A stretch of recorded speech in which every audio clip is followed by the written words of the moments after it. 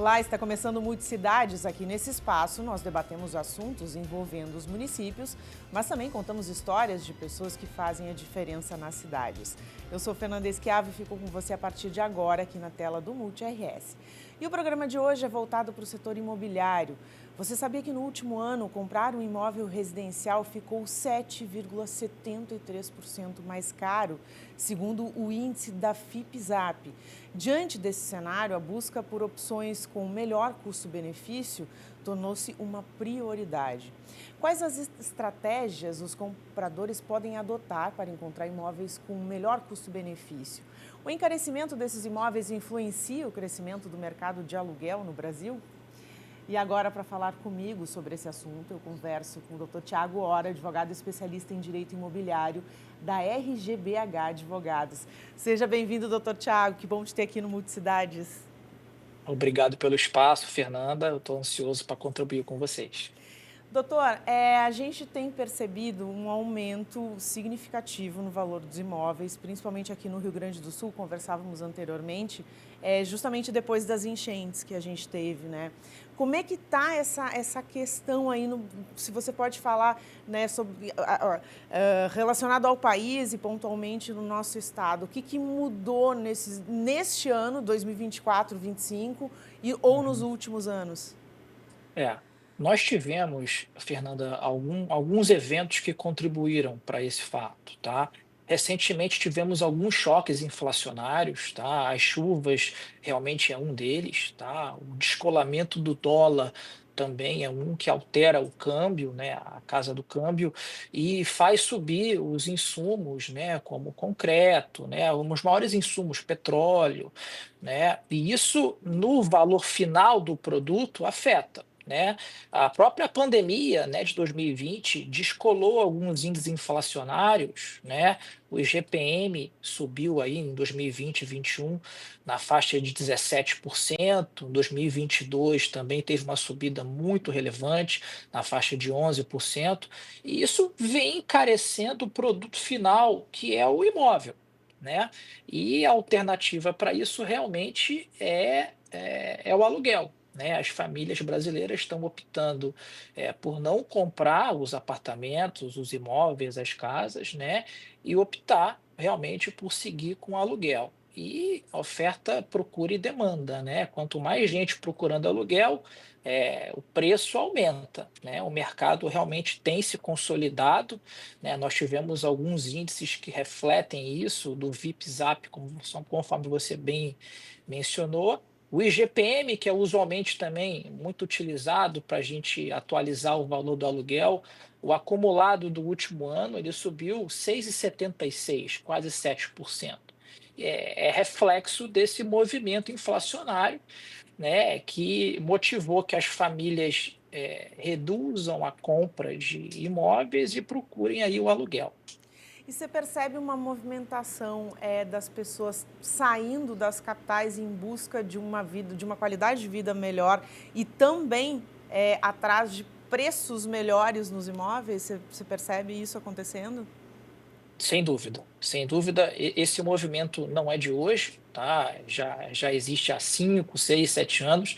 A pandemia agravou e potencializou esse movimento. No interior, você ainda encontra imóveis com preços acessíveis, tá? E nas regiões mais urbanizadas, né, dada o excesso de procura, realmente o preço é mais elevado. Então, sem dúvida, tá? A gente vai ver um movimento nos próximos anos de urbanização dessas áreas mais afastadas, mais rurais, mais isoladas, né? Eh, Isso sem dúvida existe esse fator, sim, é nítido. E é interessante, né? Porque eu me lembro, na minha infância e adolescência, eu sou do interior aqui do estado, e tudo que se queria era vir para a capital, né? E hoje está Sim, todo mundo querendo sair em função de é, vários fatores.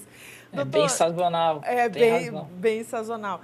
Doutor, e quais são os cuidados que as pessoas devem ter na hora da compra de um imóvel?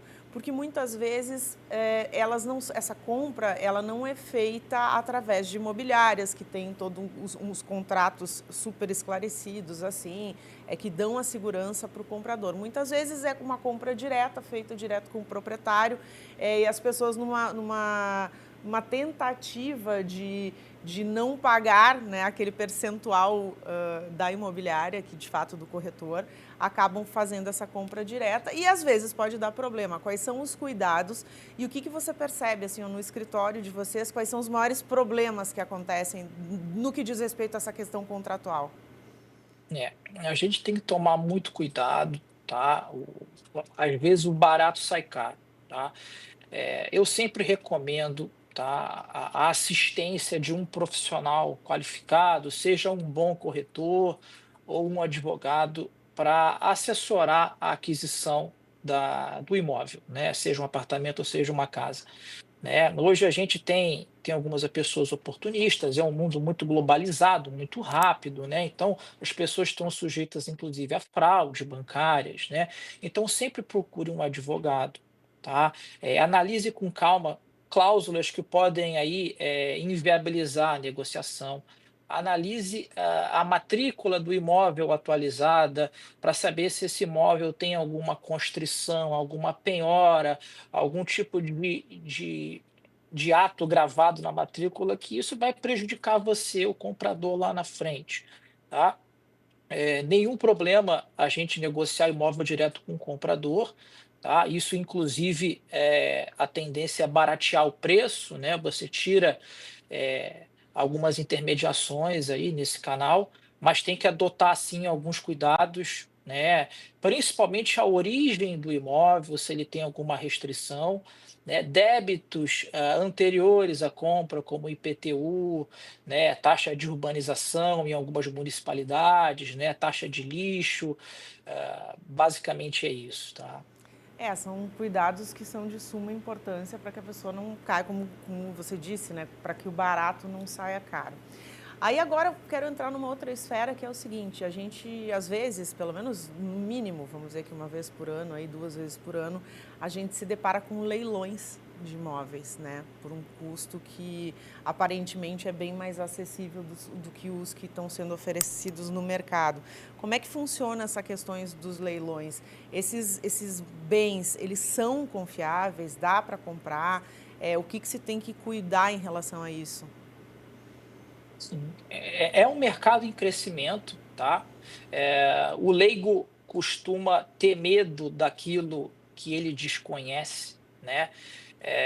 E a gente não pode esquecer que é na crise que o dinheiro muda de mão, tá?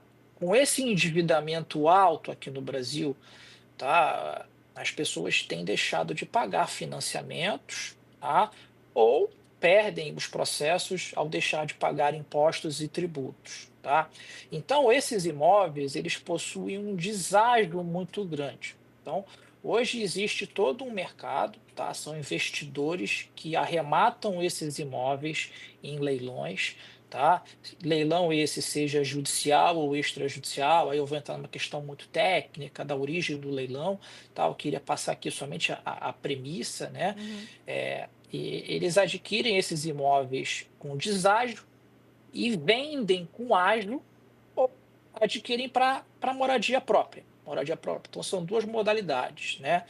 É, a mais usual é a gente falando de flip house, que adquire o imóvel para vender. Eles pintam, né, fazem algum tipo de alteração no imóvel e depois vendem. E o judiciário já convalidou a legalidade disso, né? É, nós temos hoje algumas ferramentas que validam esses leilões, é super seguro, tá? Não tem nenhum tipo de problema. Existem riscos, obviamente, é por isso que eu sempre sugiro ah, também a intermediação e assistência de um profissional qualificado, um advogado, porque da mesma forma que você compra o imóvel da forma tradicional, né, você tem que examinar também, se tratando de leilões, né, a matrícula do imóvel, você tem que examinar o processo que motivou aquele leilão. Então, requer sim algumas arestas aí e alguns riscos que devem ser mitigados para que a operação tenha êxito. Em quais situações o proprietário de um imóvel ele pode perder esse imóvel? São inúmeras. Por exemplo, se ele deixar de pagar IPTU, né, o fisco, né, a Fazenda Municipal pode entrar com uma execução fazendária e, se não houver o pagamento, esse imóvel pode ser submetido ao leilão, ou um simples litígio entre particulares, né, uma ação tradicional de contencioso, um litígio, né, a parte que sucumbe o processo, né, o credor vai buscar receber aquele ativo se não houver o pagamento. E aí ele pode perder o automóvel, pode perder imóveis, né, sempre respeitado aí, né, o princípio do bem de família. Se for o único imóvel da família, não pode ser penhorado, né? Ah, entendi. Isso é importante, viu, gente? Então tem que ter alguns cuidados, né? Como o doutor Tiago falou, para que não se perca esse bem. E algumas situações eu já tive conhecimento de proprietários que alugavam imóveis e para terceiros e que em determinado momento tiveram vontade de vender esse imóvel e tiveram uma dificuldade para retirar este inquilino. O que fazer nesse caso? Quais são as falhas, digamos assim, jurídicas que existem, que pode fazer com que o inquilino permaneça por muito tempo e que se torne uma grande briga judicial para poder ter a retirada dele? É, a legislação do inquilinato, ela protege historicamente o locatário, o inquilino, tá?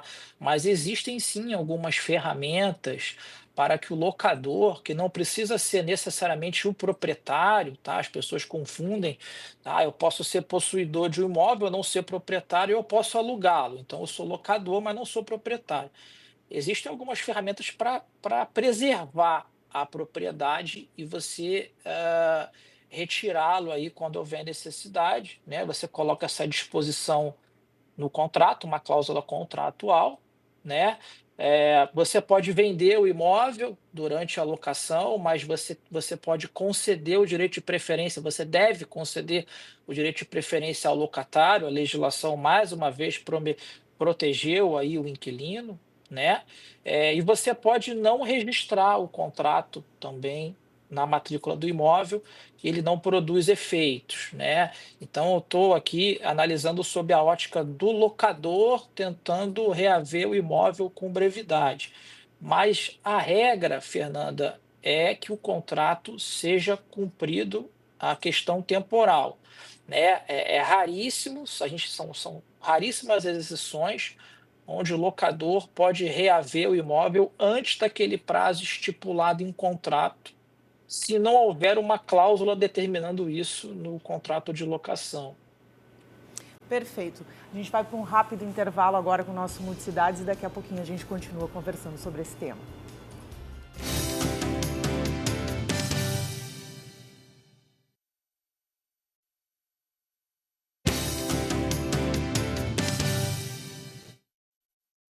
Já imaginou você mais perto do seu sonho? A Ubra Pop leva você até lá. Nas graduações híbridas e EAD, você garante 70% de desconto na matrícula e 40% no resto do curso. É a chance de fazer a graduação que você sempre sonhou. Seja por vestibular, nota do Enem, transferência ou segunda graduação, a Ubra Pop oferece muitos caminhos para você alcançar os seus objetivos. Tudo isso com flexibilidade de horários, plataforma intuitiva e excelência de ensino. São mais de 30 cursos à sua disposição. Escolha a sua área e siga o seu caminho.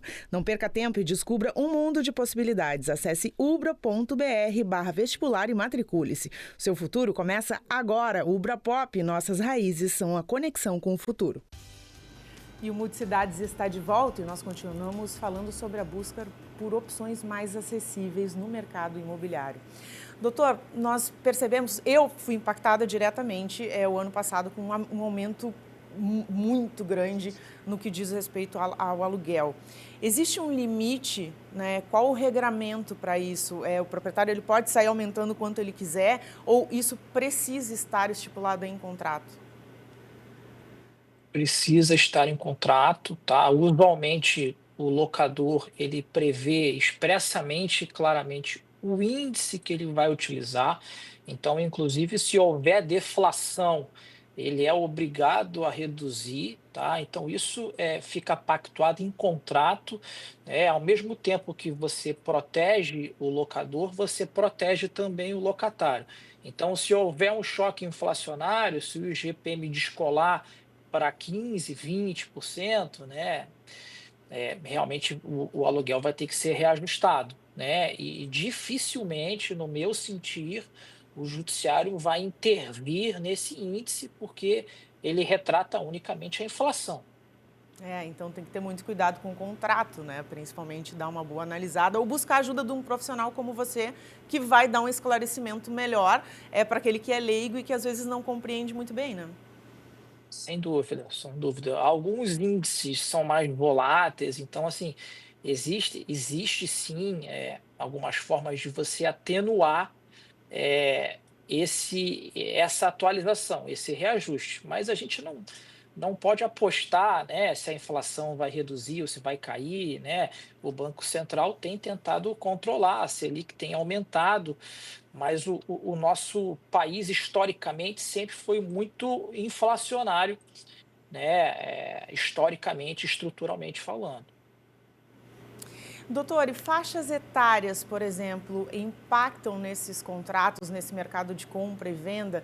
O que que você percebe, assim, existe uma dificuldade maior, por exemplo, de uma pessoa com mais idade, ela conseguir um financiamento para a compra do imóvel? Como é que funciona esse sistema? Sim, sem dúvida. As pessoas com uma idade mais avançada, né, os bancos costumam se proteger, vamos dizer assim, né? Não é que eles vão rechaçar o financiamento, eles vão reduzir o período a ser financiado, né? E a taxa costuma ser um pouco maior, porque a assimetria de risco, né, para quem empresta o capital, ela fica um pouco em desvantagem, né? Mas é super usual isso no mercado, né? As pessoas com menos idade, vamos dizer assim, costumam ter financiamentos mais dilatados, uma taxa menor, porque o risco é menor, né? E basicamente é isso. Doutor, teve uma época aqui, uns anos atrás, que muitos brasileiros eles estavam buscando investir no exterior, né? Principalmente naquele sistema de time sharing, né? Onde várias pessoas são proprietárias de pequenas cotas dos imóveis e, enfim, e podem usufruir desse bem em determinado momento. Como é que funciona essa questão de um brasileiro comprar um imóvel fora? Quais são os cuidados que tem que ser, que tem que ter e como Uhum. é que é essa operação para poder comprar? É. Essa operação no Brasil a gente chama de multipropriedade. No Brasil, no exterior é o time sharing, realmente, né? Onde um imóvel tem vários proprietários, né? A legislação no Brasil chama isso de multipropriedade, tá? No que tange à aquisição de um imóvel no exterior, basicamente as reservas são as mesmas. Eu recomendo a utilização de um advogado, né? E hoje nós temos alguns corretores de confiança nos Estados Unidos, na Europa, que podem auxiliar, né? Hoje é um mercado muito aberto, tá? Um brasileiro consegue facilmente adquirir, né, se houver capital, um imóvel na Flórida, nos Estados Unidos, em Miami, né? Obviamente que você tem que migrar, né, o seu capital para lá. Você não pode adquirir isso via banco privado, né? Aqui no Brasil, você teria que migrar o capital para lá. E tem alguns nuances realmente que você tem que observar. Doutor, e aí agora a gente entra numa temática muito polêmica, partilha de bens. Aí que a gente entra com a que normalmente dá muita briga e provoca Sensível. muita discussão. No caso de uma pessoa que ela se encontra solteira em determinado momento e ela adquire um imóvel e mais tarde ela vem a se relacionar com alguém num regime de união estável, né? Uhum. Houve uma ruptura dentro dessa relação e uma das partes solicita que tem direito a um pedaço, digamos assim, deste imóvel, uma parte deste imóvel. Como é que se lida com isso? Como é que a pessoa que está comprando um imóvel, ela se protege para que isso não aconteça? Isso é importantíssimo, é um tema sensível, as pessoas costumam negligenciar alguns fatores, tá? Isso a gente está acostumado a lidar com isso aqui no escritório, né? O Instituto da União Estável, tá? Não vou entrar aqui nos requisitos Uhum. dela, né? Convivência por 2 anos, o ânimo de constituir família, tem alguns requisitos específicos para você constituir. Mas quando ela é efetivamente constituída e consolidada, seja através de escritura ou comando judicial, né, ah, ela se equipara ao casamento no regime da comunhão parcial de bens, né? Ou seja, a partir daquele determinado momento para frente, né, os bens são partilhados, né? 50% para o marido, 50% para a esposa. Então existe uma comunhão de bens. No exemplo que você tratou, que você evidenciou, o imóvel foi adquirido antes dessa relação, então não comunicaria, ele não se comunicaria. Agora, na segunda hipótese, né, você ter aí um relacionamento, né, uma união estável, né, é bom você fazer uma escritura, né, a gente chama de pacto nupcial, né, antes, né, ou então você regulamenta na própria escritura de união estável, você coloca as disposições e os detalhes e as partes vão consentir com aquilo. Se você quiser isolar determinado bem, é possível, você coloca isso na escritura. Doutor, e quais são os maiores casos que você atende?